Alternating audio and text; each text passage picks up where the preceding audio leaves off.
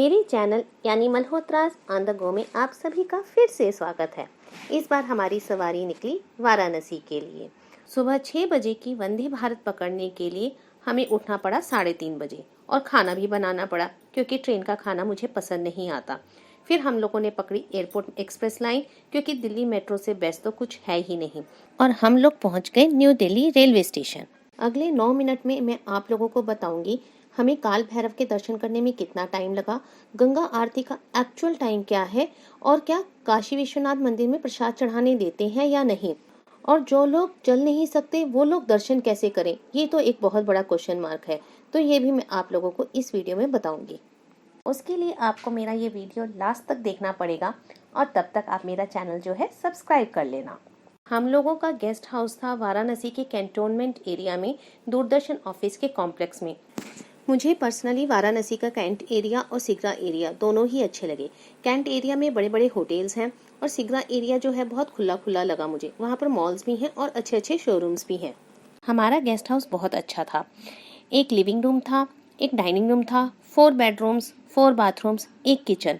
और क्या चाहिए था हमें, सिर्फ रात ही तो गुजारनी थी। हमें बताया गया कि काल भैरव महाराज जो काशी के हैं वो काशी के कोतवाल कहलाए जाते हैं, तो सबसे पहले उनके दर्शन करने चाहिए।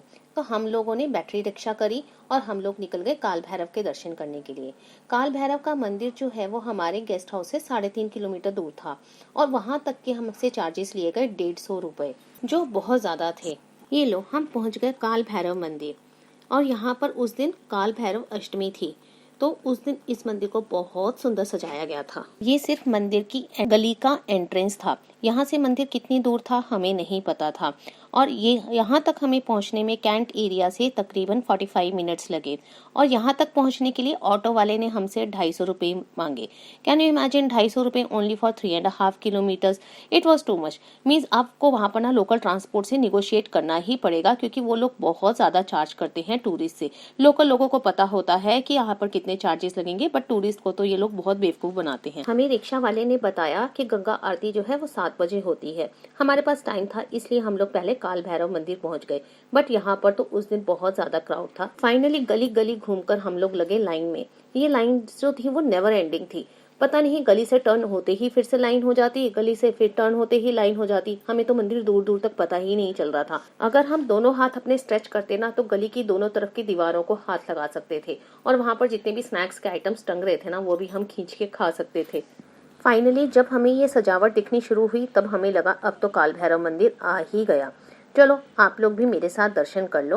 ओम नमो पार्वती पते, हर हर महादेव। जो आपको इस पिक्चर में चांदी की प्रतिमा दिख रही है ना, वो है काल भैरव महाराज।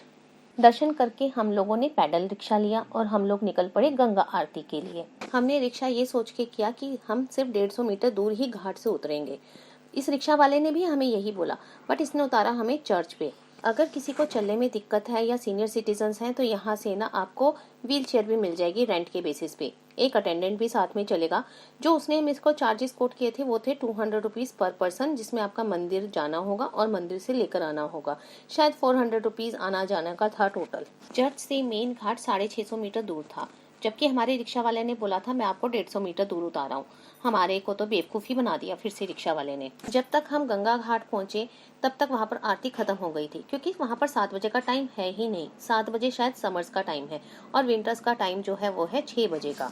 अब हम लोग गंगा घाट पहुंच गए थे। हम करते भी क्या, वहां पर चलती है बोट क्रूज, जो ना आपको अलग अलग घाट घुमाती है।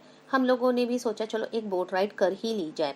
बोट राइड में लोकल लोग कहते हैं कि वहाँ पर बहुत सारे घाट दिखाते हैं, बट ऐसा ना कुछ भी नहीं है। वहाँ पर नॉर्मल बोट राइड है, बस बोट को अच्छे से सजा रखा है। 2 घाट उन्होंने बताए थे, एक राजा हरिश्चंद्र घाट और एक मणिकर्णिका घाट। दोनों ही घाटों पर बॉडीज जलाई जाती हैं, और हमारी बोट में जितने लोग थे सब लोग पिक्चर्स क्लिक करने में या वीडियो बनाने में लगे हुए थे उन घाटों की। मुझे तो बहुत अजीब लग रहा था, इसलिए मैंने वहाँ की कोई वीडियो नहीं बनाई और ना ही कोई पिक्चर्स क्लिक करी है। हमें बताया गया कि बोट राइड जो है वो हाफ एन आवर की है, बट 20 मिनट में ही हम लोग वापस आ गए और चार्जेस लिए गए 100 रुपीज पर पर्सन। राइड करके जब हम बाहर जा रहे थे हमें मिला ये प्यारा सा डॉगी, जो स्कूटर पे ऐसे चिपक के दीन दुनिया से बेखबर आराम से सो रहा था। हमने ना सिर्फ सुबह से लंच किया हुआ था, अब हमें लग रही थी भूख। बोट राइड करने के बाद पहुंचे हम लोग इस वाले चाट कॉर्नर पे। वही कहते हैं बड़ी दुकान फीके पकवान। राज कचौड़ी के अंदर गरम गरम टिक्की वाले आलू भरे हुए थे। टमाटर की जो चाट थी, जो वहाँ की फेमस है, वो ऐसा लग रहा था राजमा की ग्रेवी के अंदर पापड़ी डाल रखी है। हमें तो बिल्कुल भी पसंद नहीं आई। अब हम लोग जा रहे थे काशी विश्वनाथ के दर्शन करने, जिसके लिए हम लोग दिल्ली से आए थे। दशाश्वमेध घाट से ये तकरीबन 500 मीटर दूर था। हम लोगों ने एंट्री किया गेट नंबर 4 से। एंट्री करते ही वहाँ पर होते हैं प्राइवेट वेंडर्स, जो आपको लॉकर प्रोवाइड करते हैं, आपकी चप्पलें भी रखते हैं और प्रसाद भी आप उनसे खरीद सकते हो। हमने ना उनसे कुछ भी नहीं लिया, क्योंकि जब हमने लॉकर लिया तो वो हमें फोर्स करने लगे कि प्रसाद भी लो। प्रसाद का डब्बा था 400 ग्राम्स का, बट वो लोग 700 ग्राम्स का कहकर बेच रहे थे। और जब हमने उसके लिए भी मना कर दिया तो वो जबरदस्ती हमसे फ्री लॉकर के चार्जेस के पैसे लेने लग गए। हमने गवर्नमेंट प्रोवाइडेड लॉकर्स ही लिए थे, जो फ्री ऑफ कॉस्ट थे, और जिसमें सामान डिपॉजिट करने का टाइम जो था वो 9 बजे तक था, और हम वापस उसको 10 बजे तक निकाल सकते थे। मंदिर में दर्शन हमारे 15 मिनट्स के अंदर हो गए। कैन यू इमेजिन, जहाँ इतना रश रहता है, दूर दूर से लोग आते हैं, बट शायद हमने गंगा आरती के बाद दर्शन किए थे, इसलिए भीड़ शायद कम थी। बाहर निकल के मिले हमें ये बहुत प्यारे प्यारे लोग। ये जो लेडी है ना, बहुत स्वीट थी, हर चीज में मेरी तारीफ ही किए जा रही थी। और ये जो लोग हैं, ये लॉकर के इंचार्ज थे, जिन्होंने हमारे सामान को संभाल के रखा। और ये लेडी शायद वॉशरूम क्लीनर रही होगी। इन लोगों ने हमसे बहुत प्यार से बात करी। हमने अपने स्लीपर्स भी, जो गवर्नमेंट के प्रोवाइडेड एरिया था, हमने वहीं पर ही रखे, प्राइवेट वालों में नहीं रखे। हमने ना वो नंदी बैल भी देखे, जो वो कंट्रोवर्शियल मस्जिद है ना, उसकी तरफ मुंह करके बैठे हुए हैं। वो गोल्डन गोल्डन दिख रहा है, वो एक्चुअल में मंदिर है, और उसके साथ बनी हुई है मस्जिद। मेन कॉरिडोर के अंदर से ये मस्जिद बहुत क्लियर दिखती है। मंदिर में प्रसाद भी चढ़ाने देते हैं, जो हमने मेन कॉरिडोर में एंटर करके लिया। गवर्नमेंट प्रोवाइडेड वेंडर्स थे, जिन्होंने हमसे जेन्युइन रेट लिया। ये देखो, ये है वो कंट्रोवर्शियल मस्जिद जिसके बारे में मैं बात कर रही थी। जितना डिसअपॉइंटमेंट हमें हुआ कि हम गंगा आरती नहीं देख पाए, उतनी ही खुशी हुई कि हमारे जो दर्शन है इतने खुले हो गए। ये माला पंडित जी ने मेरे गले में डाली थी जब मैंने वहाँ प्रसाद चढ़ाया था।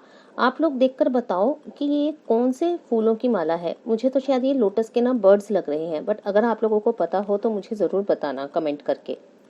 हम लोग वाराणसी 2 दिन के लिए रुके थे, तो जो गंगा आरती हमारी फर्स्ट डे मिस हो गई थी, तो हम लोग दूसरे दिन गंगा आरती देखने के लिए दशाश्वमेध घाट पहुंच गए। उस घाट का नाम ना दशाश्वमेध घाट है, याद रखना, जहां से गंगा आरती पूरी तरह से दिखाई देती है। हम लोगों ने सारनाथ से वापस आते हुए बैटरी रिक्शा किया था गंगा घाट तक। रिक्शा वाले ने हमें एक जगह उतारा और बोला यहाँ से घाट सिर्फ 150 मीटर दूर है, गली गली के अंदर से जाना पड़ेगा। ये तो अच्छा हुआ कि कपिल ने जीपीएस चेक कर लिया और पता चला वहां से घाट जो है वो 2.5 किलोमीटर दूर था। कितना झूठ बोलते हैं यहाँ के लोकल ट्रांसपोर्ट वाले। हमारे वैसे सब कुछ अच्छा रहा, सिर्फ हमारा एक्सपीरियंस लोकल लोगों के साथ बिल्कुल भी अच्छा नहीं रहा। हमें तब तक पता चल चुका था कि आरती जो है वो 6 बजे स्टार्ट होती है, तो हम लोग तो 4:30 बजे पहुंच गए। वहां पर 4:30 बजे से ही लोग इकट्ठे होना शुरू हो गए थे। मतलब हम लोग जब पहुंचे तो ये सारी सीट्स, सारी सीढ़ियां ऑलरेडी भर चुकी थी। लोग ना अपनी अपनी सीट्स रख कर बैठ गए थे। अपने दोस्तों के लिए भी उन्होंने रख ली थी, क्योंकि आरती की तैयारियां जो है बहुत पहले से स्टार्ट हो जाती हैं। ये ना हरिद्वार जैसी आरती नहीं है कि रिकॉर्डेड आरती बजा दी और वहां पर 10 मिनट के अंदर आरती खत्म, आपने आरती ली और चले गए। बट यहाँ पर जो आरती है ना, ये भजन खुद गाते हैं। पहले त्वमेव माता वाला होता है, फिर शिव तांडव वाले श्लोक होते हैं, कुछ गंगा की आरती होती है, फिर बहुत सारे छोटे छोटे छोटे छोटे भजन होते हैं। ये आरती ना देखने लायक है, तभी शायद इस गंगा आरती का ना बहुत महत्व है। गंगा आरती के टाइम मुझे लग रहा था अप्रोक्सीमेटली 10,000 लोग तो होंगे ही होंगे, क्योंकि पूरा घाट भरा हुआ था। और जो बोट्स वहां पर चलती है ना, बोट्स के ऊपर भी रिजर्व्ड सीट्स थी। मींस लोगों ने ना पैसे दिए हुए थे, क्योंकि बोट से ना आप बिल्कुल सामने गंगा आरती देख सकते हो। और ये जितने भी पंडित थे जो आरती कर रहे थे, इन सब के हाथ एक साथ उठ रहे थे। कब झुकना है, कब नमस्कार करना है, जितने भी पंडित थे जो आरती कर रहे थे, सबका एक साथ था। और इस टाइम ना हवा में इतनी अच्छी कपूर की खुशबू आ रही थी, क्योंकि वो लोग ना वो जो भभूति होती है जो जलाते हैं, उसमें शायद कपूर थी। और हम लोगों ने बहुत पास से ये आरती देखी, क्योंकि हम लोग ना बहुत जल्दी पहुंच गए थे। हम लोग सारनाथ भी गए थे। सारनाथ में हमने क्या देखा और हमने बनारस की साड़ियाँ कहाँ से खरीदी, वो भी मैं बताऊंगी। और जो हमारे ना कुछ पुराने दोस्त हमें वहाँ मिले, हमें बहुत खुशी हुई। वो लोग हमसे मिलने भी आए और हम लोग उनके घर भी गए। तो ये सब कुछ मैं आपको दिखाऊंगी अपने नेक्स्ट वीडियो में। तब तक इसको लाइक करना, शेयर करना, कमेंट करना और मेरा चैनल जो है सब्सक्राइब करना। तब तक के लिए बाय बाय।